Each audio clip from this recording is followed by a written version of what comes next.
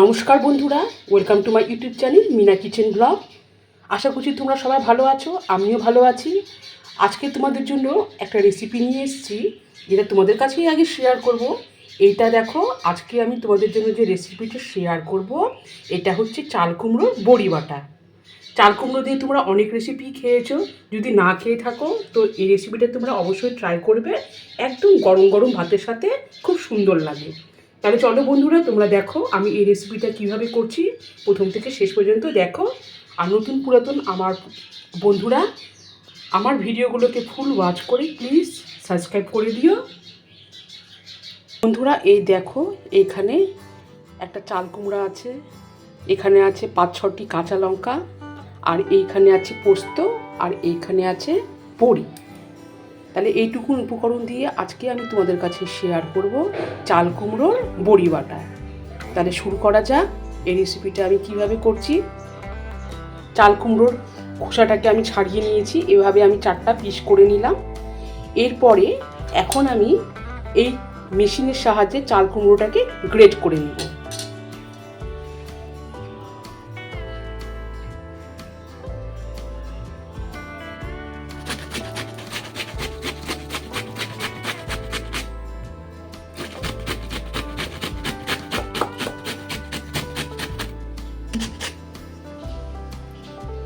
So guys, এই দেখো চাল কুমড়োটাকে আমি গ্রেট করে নিলাম এইভাবে।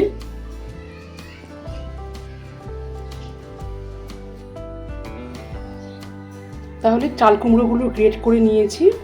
আর এইখানে দেখো পোস্তর মধ্যে আমি জল দিয়ে রেখে দিয়েছি, পোস্তটাকে আমি ভিজিয়ে রাখলাম। আর এখন আমি এই বড়িগুলোকে সরষের তেলের মধ্যে ভেজে নিব।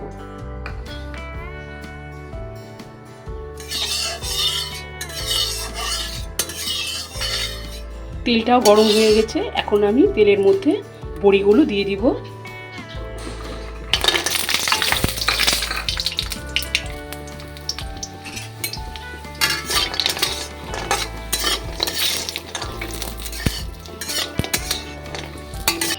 তারপরে দেখো বন্ধুরা, এখানে আমি কড়াই বসিয়ে দিয়েছি, কড়াইয়ের মধ্যে জল দিয়ে দিয়েছি। তো জলটাও হালকা গরম হয়ে গেছে। এখন আমি এর মধ্যে এই দেখো এই গ্রেট করা চাল কুমড়ো জলটাকে ভালো করে হাত দিয়ে চেপে নিচ্ছি যাতে জলগুলো পড়ে যায়। আর এই চাল কুমড়োগুলো এখন আমি জলের মধ্যে দিয়ে দিব।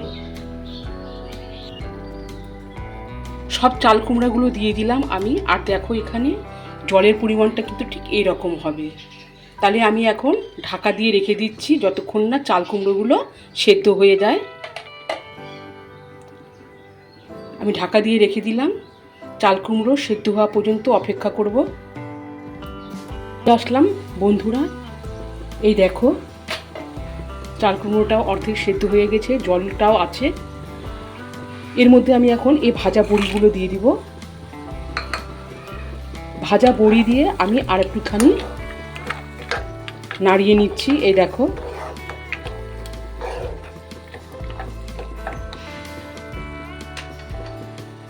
এরপরও আমি আর একটুখানি ঢাকা দিয়ে রেখে দিব যাতে বড়িগুলো চাল কুমড়োর সাথে একটুখানি হালকা গলে যায়। এই দেখো বন্ধুরা, আমি নামিয়ে নিয়েছি। আর কিছুক্ষণ রেখে দিয়েছিলাম ঠান্ডা হওয়ার জন্য। দেখো এটাও ঠান্ডা হয়ে গেছে। এখন আমি এই চাল কুমড়ো আর বড়ির এই মিশ্রণটিকে আমি এখন মিক্সচার গ্রাইন্ডে দিয়ে দিচ্ছি। তোমরা চাইলে শিলপাটাতেও বাটতে পারো, তো আমি মিক্সচার গ্রাইন্ডে এটাকে বেটে নিচ্ছি। এই দেখো আমি মিক্সচারে দিয়ে দিলাম চাল কুমড়ো সেদ্ধ আর বড়ি সেদ্ধটা দিয়ে দিলাম। এখন আমি এতে দিয়ে দিচ্ছি 5 থেকে 6টা চেরা কাঁচা লঙ্কা আর আগে থেকে ভিজিয়ে রাখা পোস্ত।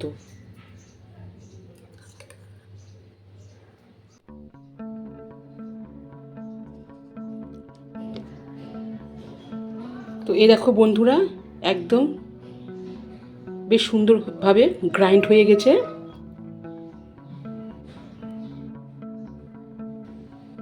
রসুনটাকে একটা প্লেটের মধ্যে রেখে দিয়েছি, থালার মধ্যে।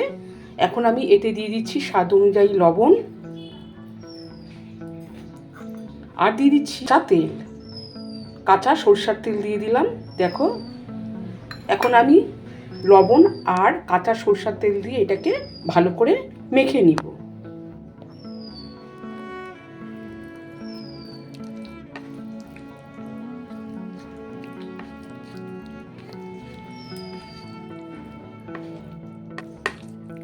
এটা তোমরা গরম গরম ভাতে পরিবেশন। সো গাইস, দেখো চাল কুমড়োর বড়ি বাটা রেসিপিটা একদমই রেডি, তোমাদের কাছে নিয়ে আসলাম। এই দেখো, আশা করছি তোমাদের ভালো লাগবে। তোমরা যদি এই রেসিপিটা বাড়িতে না করে থাকো অবশ্যই করবে, আর আমাকে কমেন্ট করে জানাবে এই রেসিপিটা কেমন হয়েছে। আজ তাহলে আসছি বন্ধুরা, সবাই ভালো থাকবে, সুস্থ থাকবে। আবারও আর একটি নতুন রেসিপি নিয়ে তোমাদের কাছে খুব তাড়াতাড়ি চলে আসবো। সবাই ভালো থেকো, সুস্থ থেকো।